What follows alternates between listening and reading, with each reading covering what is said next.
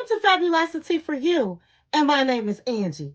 If this is your first time visiting my channel, please click the subscribe button, then click the notification bell, so when I upload videos, you will be the first to know. Like this channel and make a comment. This channel is about fashion, relationship advice, and lifestyle. And if this is not your first time visiting my channel, well, welcome back, my queens, and welcome to the kings out there. And welcome to everyone that is visiting my channel for the first time. If this is your first time visiting my channel, or you've been watching this channel and you have not subscribed, please click that subscribe button. It's free. And like this video because this helps my channel, and YouTube's rules, they love for people to like videos. And share this video.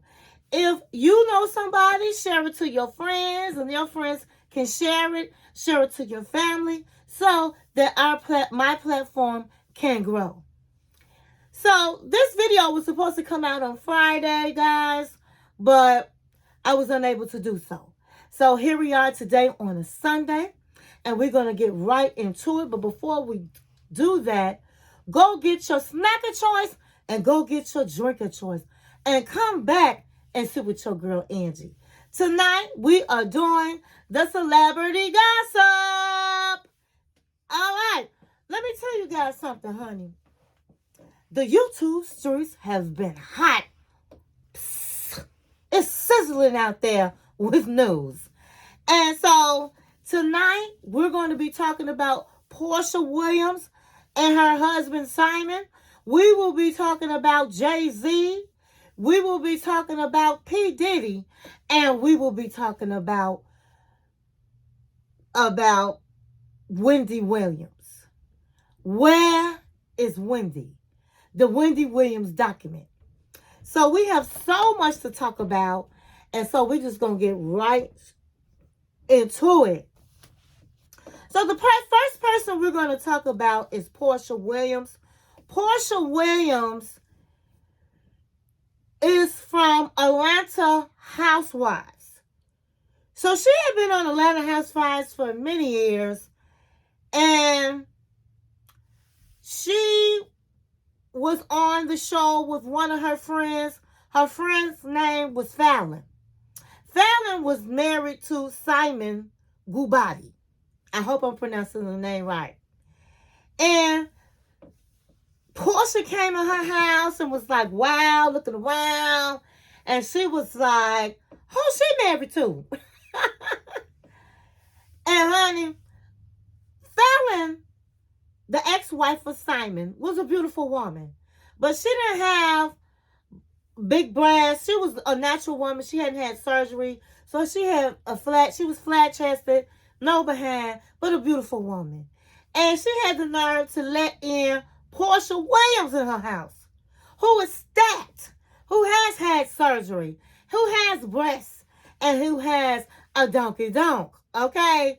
And honey, she had the nerve to let her run around her house with a bikini on. And she was, she was sitting up, twerking, and all that stuff around her house. And she was waiting for her husband to come home.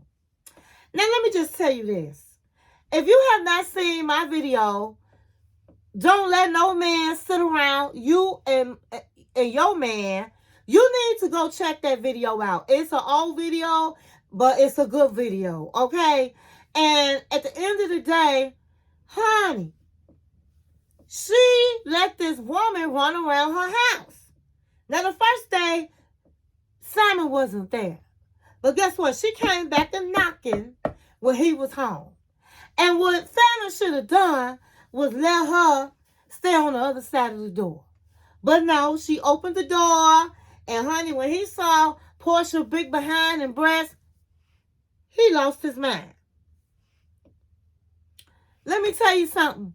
Fallon was put out the house in 30 days. Okay? And she was on YouTube crying to somebody that was interviewing her, saying that she went from a man that took care of her and her family to being kicked out the house and having zero. He kicked Fallon out and moved Porsha in. Now, we all know that Porsha's about her money, and all Porsha wanted to do was sit on her behind and let a man take care of her. But let me give her some props. Porsha was indeed a hustler because she had the Atlanta Housewives. She was on the Ricky Smiley show. She has gold naked hair. She sold bundles of hair. She sold luxury sheets. Honey, Porsha had a daycare centers. She had it going on, honey. She is a hustler, but she was tired of working. And so as soon as she got with this man, she quit Atlanta Housewives. She quit the Ricky Smiley show. Honey, she married this man. Okay? She married Simon. And Simon looked like he had money.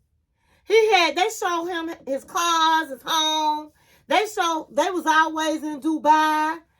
And so she set up and married this man. She had 2 weddings. She had a wedding in Nigeria and she had a wedding in America. But at the end of the day, she did Fallon a favor. Because on the streets, on the YouTube streets, it's saying this man is definitely a scammer.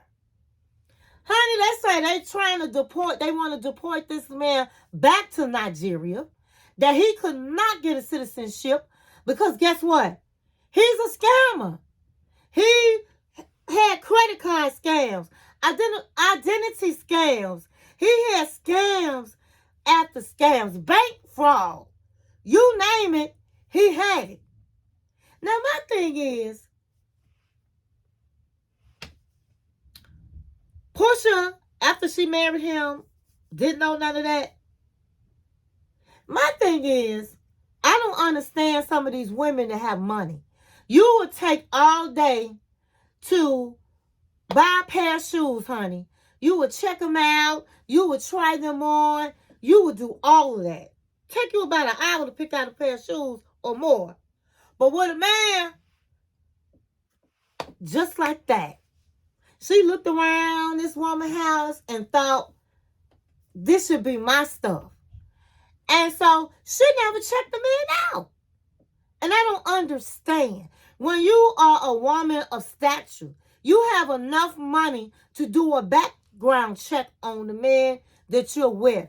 And if it comes back 0 found, he's a scammer. He's a scammer. Nobody never knew how this man made his money. His ex-wife Fallon said she didn't know how he made his money.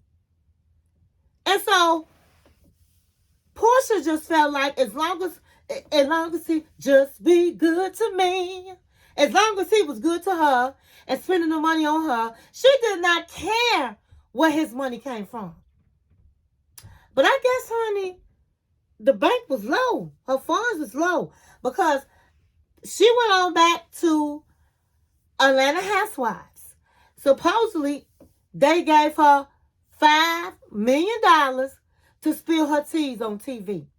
Now, I'm going to say allegedly, and everything on this video is allegedly. But allegedly, they gave her $5 million. Now, I'm not going to lie. For $5 million, I'm going to tell you what you need to know. So, I'm not mad at her. But she has filed for divorce, and supposedly, she told the judge that she wants her to enforce her prenup. So she wants her to enforce the prenup. It means that man been trying to mess with her money. That man don't have no money. Now, what they are saying is they really believe that Porsha filing divorce is all because she's trying to have a storyline for Atlanta Housewives. And that could be because they said they saw them out on Valentine's Day and he had all these roses for her and they was really lovey-dovey with each other. So this could very well be a storyline, her actually filing for a divorce. But let me tell you something. What is the true tea is that this man that's trying to deport back to Nigeria.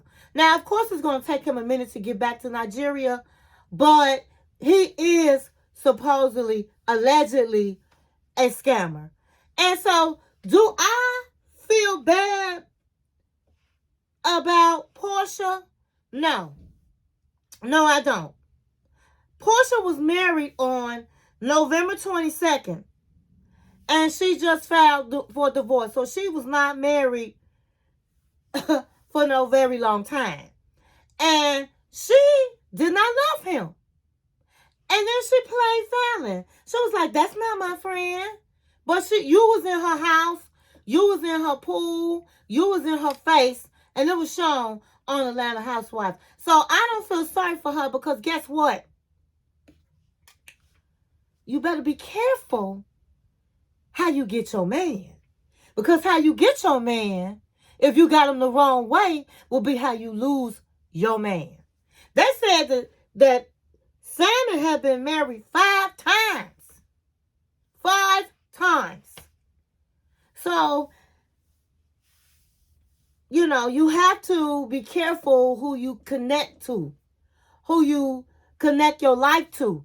She has allowed this man to be around her child, her mother, and this man is a scammer. But I don't feel sorry for her, because she didn't have no business going after that man. She did Fallon a favor, which is his ex-wife. So on that note, we're going to go to the next. The next person we're going to talk about is Jay-Z.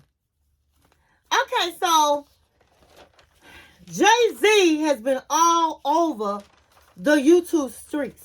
And there's been so many things that's been said about Jay-Z. They're saying that Jay-Z is going to be up next after they R. Kelly, P. Diddy, they're going to R. Kelly Jay-Z. They said Jay-Z has had so many encounters with younger women. And that is true. He was with Foxy Brown at 16 years old. It was reported they had sex. Later on, he had been with Rihanna. I think Rihanna was 16 as well. And he had sex with Rihanna. He had gotten with Beyonce at 18 years old. And so the next person on the list is Maya. Maya came out in 1988. She was the everything in the early part of 2000. She's a beautiful woman. She's 43 years old today. And let me tell you something about these celebrities. 2024, nobody's playing, honey. They are telling the truth. Ever since Cassie came out with Diddy, everybody's been kicking down the doors, telling their truths. I was minding my own business, surfing YouTube, and came across Maya. Okay? And Maya was saying that Jay-Z blackballed her. That they did a collaboration, and the collaboration was called The Best of Me Part 2, and it was featuring Jay-Z. Back in the day, she did a lot of collaborations with a lot of artists.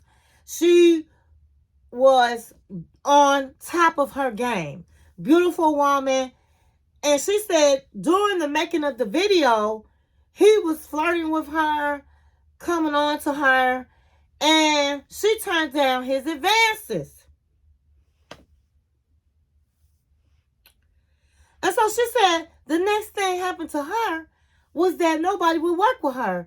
She had a album to come out, and it never came out. She didn't know why. She didn't know what happened, and she realized, yeah, it was Jay-Z.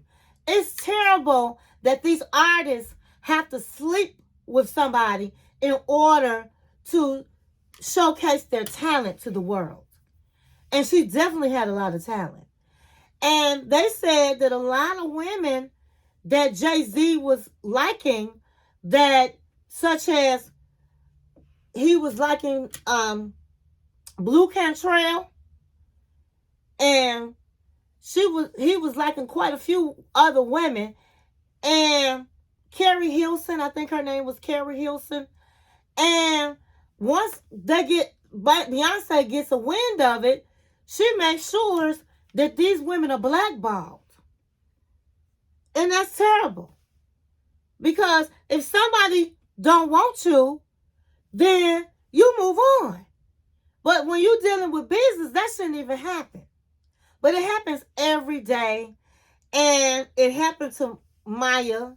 And she kept this from the world for so many years. But she said she felt like it was time to tell her story. So I'm glad she got her story out. And I really don't know what to say about Jay-Z. They're saying that he's been dealing with the women that are underage, and he's been dealing with doing some of the same things that P. Diddy has done.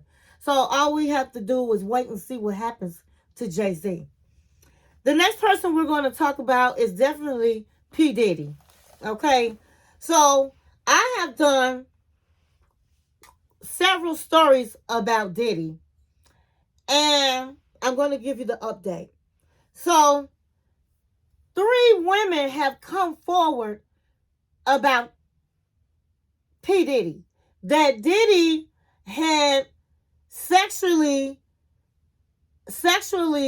assaulted these women. Now, there's a third woman that came out, and they call her a Jane Doe, because when she was 17, she was underage. She said he raped her, he gang raped her, and he set up and he sex trafficked her at 17 years old. So now the 4th person to come out happens to be a man. Okay? And so this man was the producer of the album Love. Now, the album Love was very successful. It was up for a Grammy, but didn't win, but it's still doing well today. And so the producer's name is Rodney Jones, a.k.a. Little Rod. And he claims he has a very extensive information documenting that he sent to the courts of what happened to him. And I'm just going to briefly say what happened. Supposedly, allegedly, Diddy walked around the studios and his home naked. He said that during the making of this album, he had to basically live with Diddy. And Diddy has homes in Miami.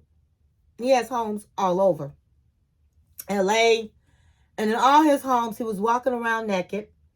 He said that he groped constantly his anus. And let me just break this down to you, the anatomy. Your butt cheeks is not your anus. Your anus is the hole that is in your butt. So either he was jabbing a finger up his anus, or he was jabbing his whole hand up the anus. But he did that on a regular basis. He also made him watch male porn. Now, he knew that Stevie J was somebody he looked up to. And Stevie J was a producer when he was a producer when Biggie was around. He produced most of his music. Back in the 80s, 90s, he was the person to work with. Today, he has been on Love and Hip Hop. He married Jocelyn Hernandez. He is now married to Faith Evans. And so he showed him a video of him having sex with a white man unprotected. And he was like, listen, you so crazy about him, he does it. This is what we do to be famous, to try to make him feel comfortable and having sex with him. Now, Stevie J is saying that is not him. That is a porn star that looks like him. But they're saying that Stevie J has a lawyer. He's using Diddy's lawyer. So, if you got a lawyer and the lawyer have not said this is not Stevie J, then I don't know. It could possibly be Stevie J. And so, he said that during the time he was working with Diddy, that he has so much footage, videos of all the things that was going on. He has videos of him and his and friends giving drugs, cocaine, mollies, all kinds of illegal substances. He has also have proof that his son Christian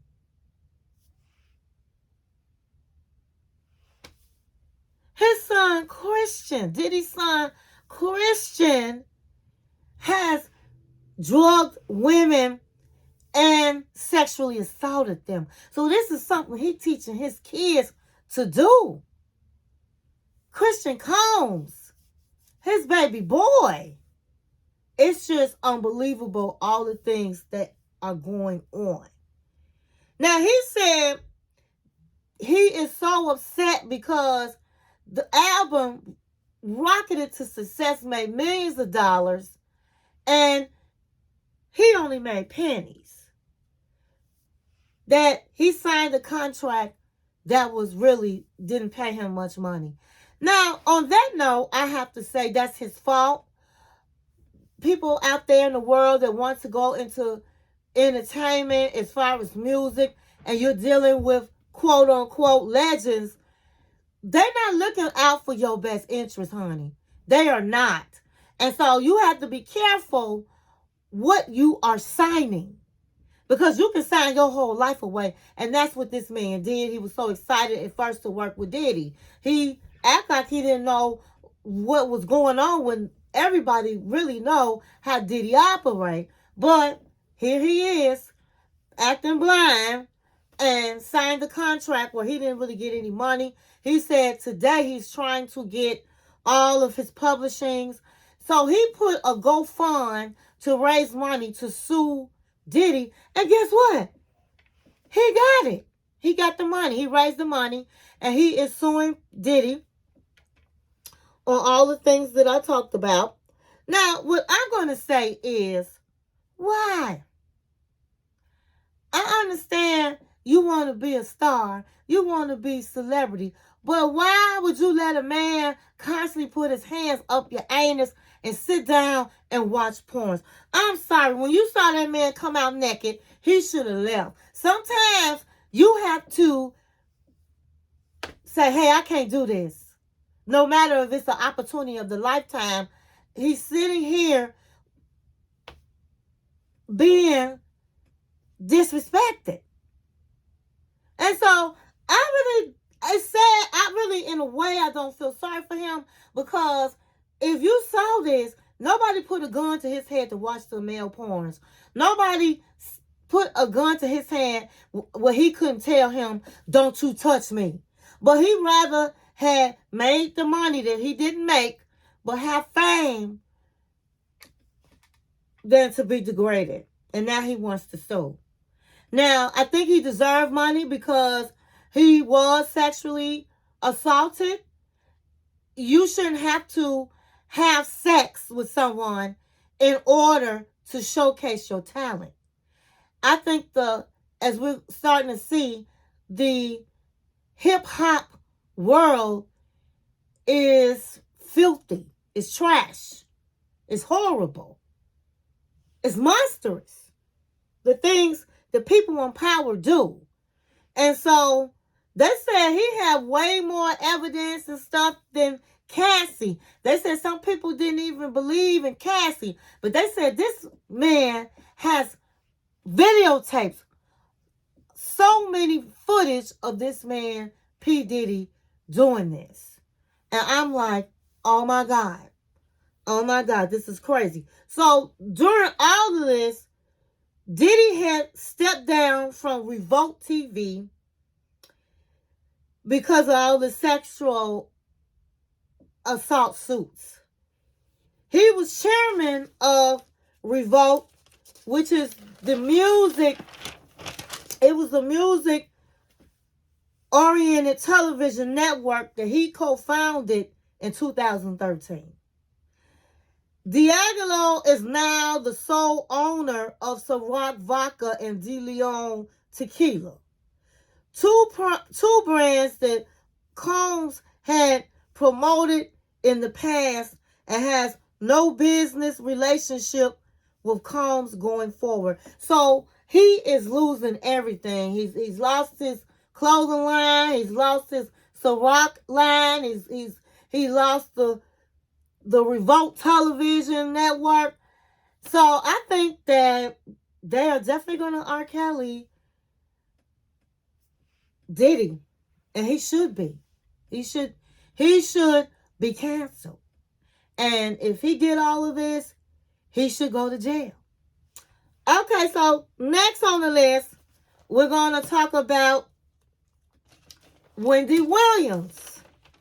Now, Wendy Williams was very, very interesting. I watched all parts of it. There was two parts. Part 1 had a 1 and 2. Day 2 had a 3 and 4. And it was, where's Wendy? Where is Wendy? So, what happened was, when Wendy was in the beginning in the guardianship of her son, Kevin Jr. Kevin Jr. lived in Florida. And so they bought Wendy from her home in New York to Florida. And Kevin was taking care of her. Kevin was making sure nobody was giving her alcohol. The family was surrounding and gave Wendy the love and made sure outsiders couldn't come in and infiltrate and give Wendy alcohol. They were making her smoothies and letting her eat well.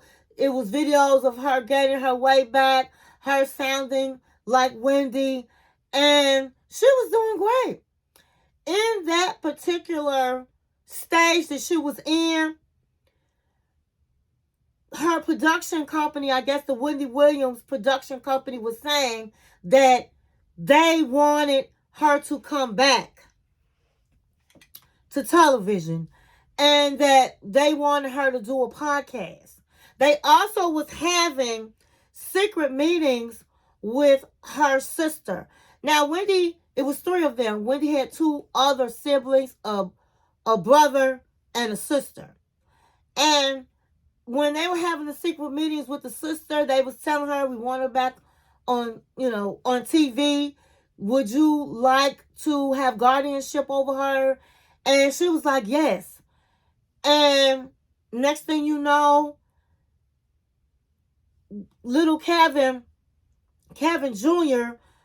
was having a birthday party, and his mother said that he can take out $100,000 from the bank. Now listen, when Wendy first started off in 2022, she had $45 million. When she divorced Kevin Sr., her husband, she ended up with $20 million. Today, 2024, they say she only has $500,000. Instead of saying, where is Wendy? Where is Wendy's money? Where's Wendy's money? But let me continue. So, Kevin Jr. took out $100,000 and had a birthday party. Now, somebody of Wendy's stature.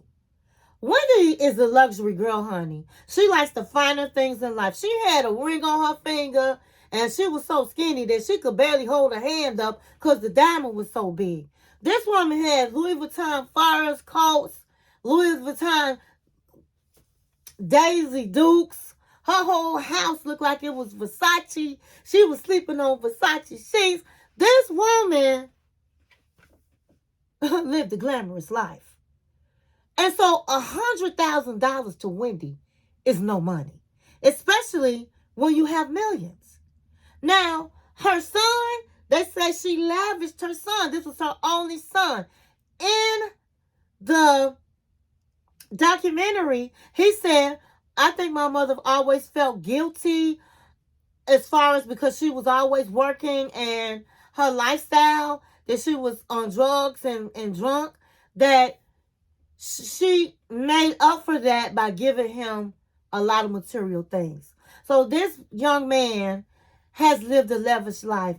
$100,000 birthday party is not a lot of money to people with money. Now to us, yes, ordinary people, yeah, that's a lot of money. But to people that's worth millions, that is not a lot of money.